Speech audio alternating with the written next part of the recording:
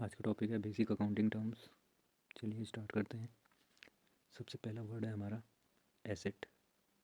तो एसेट्स क्या होता है हमारा, या तो प्रॉपर्टी होती है या फिर कोई राइट होता है जिसका बिजनेस यूज़ करेगा फ्यूचर में बेनिफिट लेने के लिए।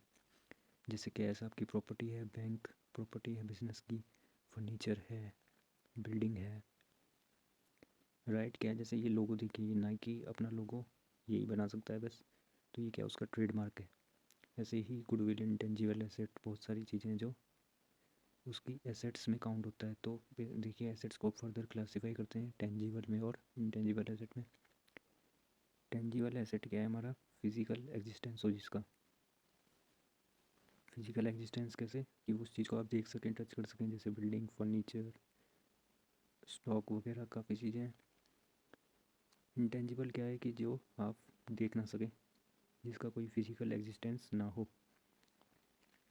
जैसे गुडविल। गुडविल क्या होती है, reputation of the business. Trademark, copyright, software, ये सारी चीज़ें क्या हैं, इंटेंजिबल एसेट है। क्या है, इंटेंजिबल एसेट्स।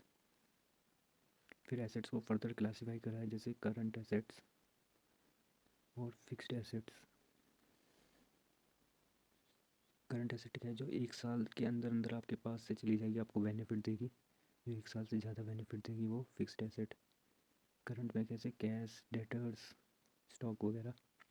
फिक्स्ड में बिल्डिंग, मशीनरी, फर्नीचर, ये सब हमारी फिक्स्ड एसेट्स हैं। ठीक है, चलिए फिर ये चीज़ हम समझ चुके हैं एसेट्स के बारे में। आगे बढ़ते हैं, डिस्कस करते हैं लाइबिलिटीज़। लाइबिलिटीज़ बेसिकली क्या होती है कि बिज़नेस करने के लिए आपको थोड़ा पैसा उधार लेना पड़ता है, आपके ऊपर एक कर्जा होता है, उसको क्या कहते हैं, लाइबिलिटीज़। जैसे आप बैंक से लोन ले लें या किसी पर्सन से लोन ले लें, तो उसे क्या बोला जाता है, लाइबिलिटीज़। उसे क्या बोला जाता है, लाइबिलिटीज़। ये बैंक से और पर्सन से आप कैश में ले सकते हैं, बैंक अकाउंट में ले सकते हैं, वो सब क्या है, लाइबिलिटीज़। लाइबिलिटीज़ भी दो तरह की होती है, करंट लाइबिलिटी जो एक साल के अंदर पे करनी हो, और नॉन करंट लाइबिलिटी जो एक साल के बाद करनी है। एक साल के अंदर हमें क्या क्या पे करना पड़ सकता है, क्रेडिटर्स का पैसा। क्रेडिटर्स जनरली 15 से 90 दिन का टाइम देते हैं, या किसी पर्सन से हमने लोन ले रखा है और वो एक साल के अंदर लौटाना है, तो वो क्या होगा, करंट लाइबिलिटी। आउटस्टैंडिंग एक्सपेंसेस हो, वो भी क्या है, हमारा करंट लाइबिलिटी है। नॉन करंट लाइबिलिटी में क्या आता है हमारा, जिस भी चीज़ की आपने रीपेमेंट करनी है, जो पैसा लौटाना है एक साल के बाद। जैसे बैंक का लोन ले रखा आपने 5 साल के लिए, तो वो क्या है, नॉन करंट लाइबिलिटी। आगे बढ़ते हैं, कैपिटल। कैपिटल का मतलब क्या है कि सारा पैसा, कर्जा तो नहीं लोगे, खुद का भी पैसा लगाओगे। जो खुद का पैसा लगाओगे वो क्या है, कैपिटल। ठीक है, आप पैसे भी लगा सकते हो, कोई एसेट भी लगा सकते हो। मान लीजिए आपके घर में फर्नीचर पड़ा है, वो आप बिजनेस में लगा देते हैं, तो वो क्या होगा, आपकी कैपिटल का हिस्सा बन जाएगा। ठीक है, फिर एक वर्ड आता है ड्राइंग्स। ड्राइंग्स का मतलब क्या होता है, जब आप बिजनेस से अपना कोई कैपिटल का हिस्सा निकाल लो, जैसे पैसे निकाल लो पर्सनल यूज़ के लिए, या फिर कोई सामान निकाल लो आप, तो उसको क्या बोलते हैं, ड्राइंग्स। ठीक है, आगे बढ़ते हैं। फिर आता है एक वर्ड डेप्रिसिएशन। डेप्रिसिएशन का क्या मतलब है, जो हमारी फिक्स टेंजिबल एसेट होती है जिनकी वैल्यू डिक्रीज़ हो जाती है, जैसे मशीन होगी, फर्नीचर हुआ, ये टाइम टू टाइम क्या होगा, इनका रेट डाउन हो जाएगा, क्योंकि ये यूज़ होते जाते हैं, इनकी लाइफ लिमिटेड होती है। जैसे आप कार खरीदो 2018 मॉडल, सस्ता खरीदोगे, 2020 मॉडल के थोड़े ज़्यादा पैसे दोगे, क्यों, क्योंकि जितना पुराना होगा उतना ज़्यादा डेप्रिसिएट हो जाएगा। ठीक है, आगे बढ़ते हैं।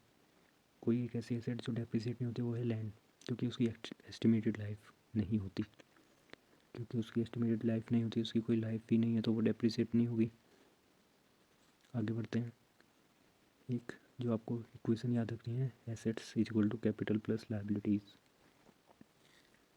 यानी लेट से आप 10 करोड़ की अगर एसेट खरीदते हैं, 3 करोड़ आपने लगाते हैं, तो 7 करोड़ आपने लोन ले रखा होगा, ये इक्वेशन आपकी हमेशा टैली करेगी। जैसे बैलेंस शीट बनाएंगे, asset equal to liabilities plus capital, दोनों साइड अगर इक्वल आ जाए तो समझ लीजिए कि आपने क्वेश्चन सही किया है, आपने क्वेश्चन एकदम सही किया है।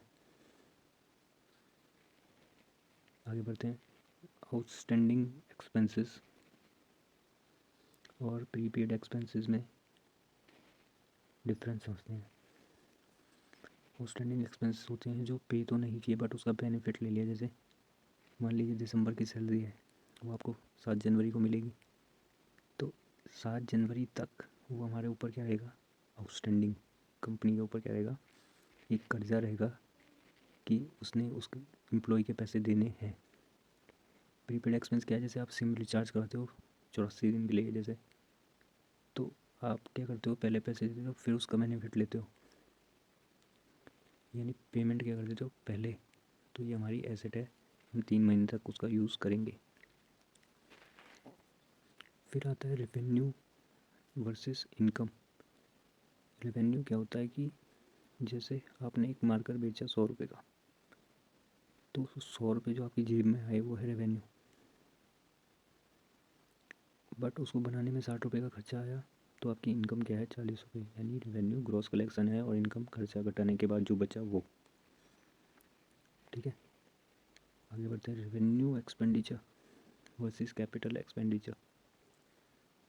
रेवेन्यू एक्सपेंडिचर कौन से खर्चे होते हैं, जो रोज़ रोज़ होते हैं। जैसे मान लीजिए आपने बिल्डिंग का एक फ्लोर बनवाया, तो वो क्या है, कैपिटल एक्सपेंडिचर।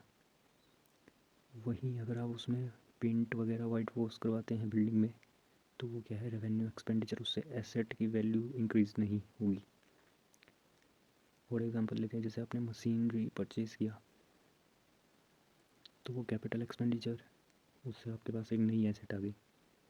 लेकिन रिपेयर्स करवाया अगर मशीन को, तो वो क्या है, हमारा रेवेन्यू एक्सपेंडिचर। ठीक बात है। तो ये इन दोनों में डिफरेंस होता है, रेवेन्यू एक्सपेंडिचर और कैपिटल एक्सपेंडिचर में। Thanks for watching.